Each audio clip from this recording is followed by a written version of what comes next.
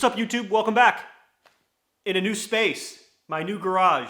It's a little echoey. It's a work in progress. I am so excited to show it off though. New pain cave setup video, that's coming. But today, we're talking about 360 footage. Specifically, kind of like a tutorial on how to set it up, because that's the biggest thing with 360 footage. This is the Insta360 X4. So I kind of shat on Insta360 in a video from like 4 years ago. You don't have to go back and watch it. If you want the full breakdown, that's the place. But the too long didn't watch is 360 footage is cool and all, except 4 years ago it wasn't there. The resolution was like 5.3K on that old camera. And once you reframe 360 footage, because it truly is 360, 5.3K became like standard definition 480, and it looked really bad. Also, that old camera was really big and bulky. The new X4 is also big and bulky, but that's actually not as big a problem as I thought it was going to be. We're going to talk about that in a little bit. The biggest thing on 360 footage is how to put it onto your bike. And I went through a long period of trial and error, so today I want to make that easy for you guys. And I want to show you just the best setup I have found. And that comes down to this part of the bike right here. This is where we're going to mount. In fact, let me just put it on there. Oh, actually not yet, not yet. This little piece right here, we'll talk about that in a little bit. This little piece is important. But the mounting point is just like your standard GoPro. It's right here on the front and it sticks out in this really weird way. And before we get there, actually, let's talk about this part that I'm mounting it to, which is key, and it's not sold with the Insta360 X4. They should, I think, Insta360, if you're listening to this, sell this part right here with the camera. Because for us cyclists, this is a key part. And I'll link where I found this. It's an Amazon purchase for like $5. I'll link it in the description. But let me tell you why this part right here is a critical part of mounting the camera onto your bike. And it has everything to do with this little guy right, focus, you can do it. There it is. See how it spins? So we can change the orientation of the standard GoPro prongs here, independently of how it gets screwed into the bike. Let me show you what I'm talking about. So that same thing is right here. They're sold in a package of 2. And what that allows us to do is when we mount the 360 camera, check this out, I can change and tighten it wherever I want. I can put it like that, and I can put it like that, and I can do whatever I want. This is important because I want it so that the flat spot here, the side with the camera on it, is pointed straight up. Why is this important? Well, 360 cameras, they are actually 2 cameras on either side, right? You can see both lenses. And the footage gets stitched. By the camera, in real time, it's stitched. So that part where it stitches the 2 pieces of footage isn't perfect. And if you have it aligned like this, that's gonna go right down your face as a rider, right down the middle of the bike, and you're gonna look weird. It's not gonna be very appealing.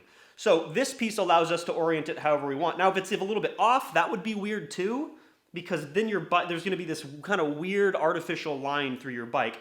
I like to mount it, and I suggest you guys mount it in this configuration right here. Like I said, one lens is pointed straight up. This is the first really critical part, because now that seam where the 2 pieces of footage are stitched, it is across your handlebars. And you'll see in the footage that it's still not perfect. Like you're gonna see the handlebars look a little bit strange, but I think that's a lot better than like a rider in front of you being cut in half by a weird stitching artifact, or you being cut in half by a weird stitching artifact. So that's the first critical part of this, is this piece right here. And check out how easy it is. I mean, this, now I'm training.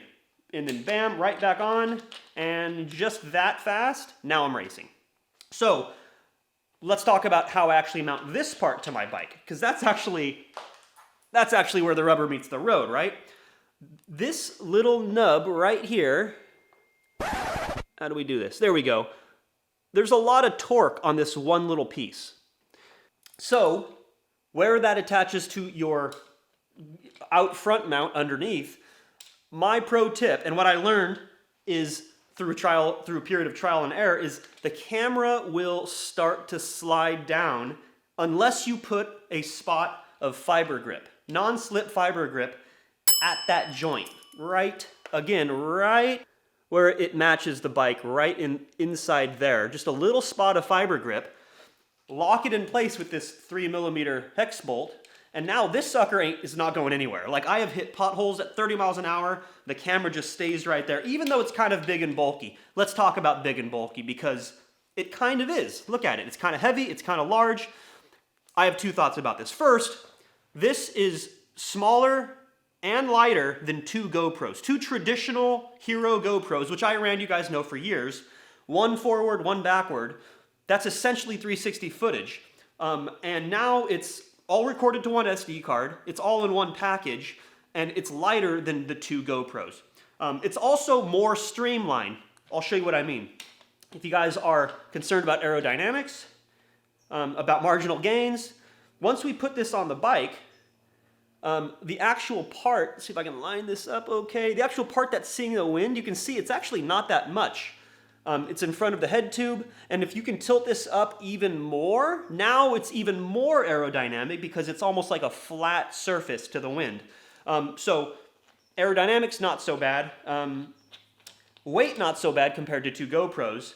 And the last part I'll talk about mounting is the angle in which you put the camera on the bike is very important, because here's my computer, right? Now, let's say I had a big monster bulky, like, what are they, the 1030 or 1040 or whatever they're on now from Garmin, like the big touring one. You have to be very mindful of the orientation of the camera with respect to your computer. Because if you want to be able to reframe that footage so it's looking back at you, which is a cool perspective, you have to make sure that as you, the rider on the bike, are looking at the camera over the top of the computer this way, you can see the lens. If you can see the lens can see you, and you're good. The problem I had early on is I had this angled too far down. I couldn't see the lens, and I didn't realize all I was looking at was, when I was reframing, was the bottom side of my computer. So you could angle this up a bit more. If you have a larger computer, you can have a smaller computer, and you can have much more freedom on where this is angled. But I would suggest, even though it looks kind of dorky, having this angled up as high as possible to prevent that issue. It requires the fiber grip that we talked about so it doesn't slide down. And I guess the final thing is that little piece that I had right here, which is just a kind of a strange artifact of this mounting part from Amazon. I don't know if you guys can hear that. Drives me crazy. Like, it's like a creaky bottom bracket. Maybe you guys are hyper aware and hypersensitive like I am to those types of things. If there's anything on my bike, I'm very picky about my bike. If there's anything on my bike that is a little bit out, it's a little bit creaky, disc brakes rubbing, bottom bracket creaking, it drives me crazy. And this, let me pull the other one up. Here it is. This will be better. You ready? We'll do some ASMR. That thing rattles and it just reverberates through your carbon frame. It drives me nuts. So the purpose of this little nubbin right here, which is just this tiny little thing, is just to prevent that rattle. That's all. It's a long-winded way of saying this satisfies my OCD or my whatever it's called, hypersensitivity. So it doesn't make any sound, right? So you've got the camera on your bike. Let's put it back on. And it's race day. You push one button. Battery lasts just as long, if not longer, than a GoPro, even though it's two cameras. I don't know how they do it. It's really impressive. That was my other concern when I first got this camera was, what's the battery going to be like? I like to put the screen on the upside. Doesn't matter. It can be this way too, but I like the screen just so I can see it and make sure when I pressed record, it actually started recording. And off you go. One button, off you go. To the races. You're all done. You come here again, super easy, back to training mode. Take the SD card out and you have an easy time editing, right? Not so fast. That's my biggest gripe with this camera, is the editing process is it's difficult. And it's mostly a me problem because I'm very particular with how my editing workflow proceeds because I use Premiere Pro and Insta360.